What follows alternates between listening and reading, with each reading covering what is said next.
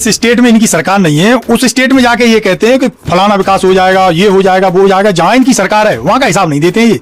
अब इस टाइम पे बंगाल में इस तरीके के जुमले उछाल रहे हैं कि यहाँ घुसपैठिए आ गए हैं, यहाँ कुछ ऐसे लोग आ गए हैं जिन्होंने यहाँ के साधन संसाधनों का यूज कर रहे हैं। अरे भाई 11-12 साल से आपकी सरकार है, बॉर्डर की सिक्योरिटी आपके जिम्मे में, इसका मतलब आपका गृह मंत्री फेल है, आपका रक्षा मंत्री फेल है। उनसे इस्तीफे क्यों नहीं ले रहे भाई? आप खुले मंच से कह रहे हैं ये कि घुसपैठिए आ रहे हैं, तो भाई रक्षा मंत्री का इस्तीफा लो, आप गृह मंत्री का इस्तीफा लो आप। लेकिन नहीं, ऐसा नहीं करेंगे। देश के लोगों को ये गुमराह करते हैं और देश की जनता थोड़ी भोली है हमारे यहाँ की, ये आप मानिए, तो लोग इनके झांसे में आ जाते हैं। तो जनता भोली होने का इन्हें तो फायदा मिल रहा है, बाकी विपक्ष को नुकसान मिल रहा है। बिल्कुल बिल्कुल, ये देश की भोली जनता है, इसीलिए तो इनके जाल में फंस जाती है।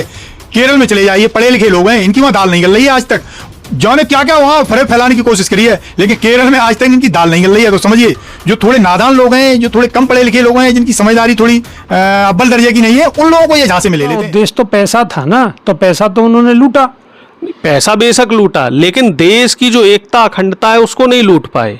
अब यहाँ भी बीजेपी देश को तोड़ने की कोशिश कर रही है। देश के, सही बात है आपकी, देश की जो जनता है उस जनता के टैक्स के पैसे को लूट रही है।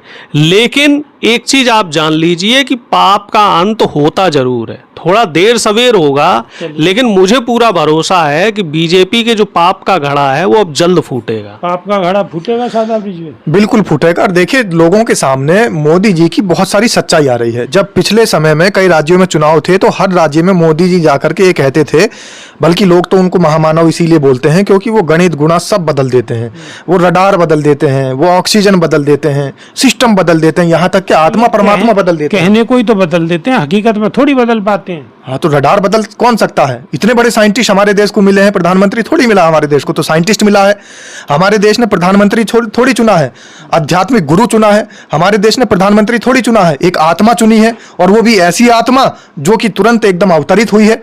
तो हमारे देश की आत्मा जब किसी राज्य में चुनाव होता है तो उस राज्य में जाकर के ये कहती है कि हम इस राज्य को नंबर 1 बना देंगे। बेबाक जी, आप बता दीजिए कि नंबर 1 कितने होते हैं?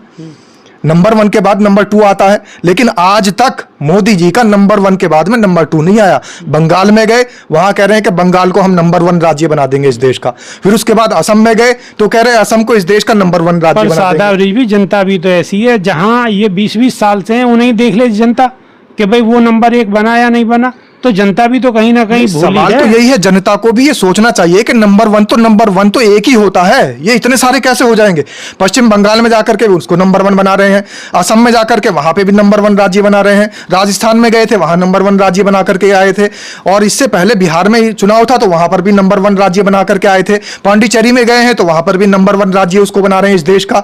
इसके अलावा अगर वो केरला में जा रहे हैं तो वहां पर भी यही कह रहे हैं कि हम इस राज्य को नंबर 1 राज्य बना देंगे। अरे तो भाई नंबर 2 भी तो कोई सा होना चाहिए, लेकिन सारे ही राज्यों को इस देश के नंबर 1 बना देंगे, नंबर 1 से आगे बढ़ने को तैयार नहीं है। तो इस देश को पता चल रहा है कि सबसे बड़ा नंबर 1 जुमलेबाज आपके सामने खड़ा है, और ये जनता को भी समझना चाहिए कि नंबर 1 ठग, नंबर 1 जुमलेबाज, नंबर 1 झूठा, नंबर 1 मक्कार, नंबर 1 नाकाम, नंबर 1 फेलियर वाला प्रधानमंत्री आपके सामने खड़ा है। आप भी ऐसा ही मानते हैं? बिल्कुल निश्चित तौर पे इस बात में कोई दो राय नहीं है कि जिस तरीके की जुमलेबाजी, झूठ, फरेब और षड्यंत्र बीजेपी रच रही है, प्रधानमंत्री रच रहे हैं, वो निश्चित तौर पे उनको अपने आप में एक सवाल छोड़ के जाते हैं जहाँ भी वो रैलियाँ करते हैं।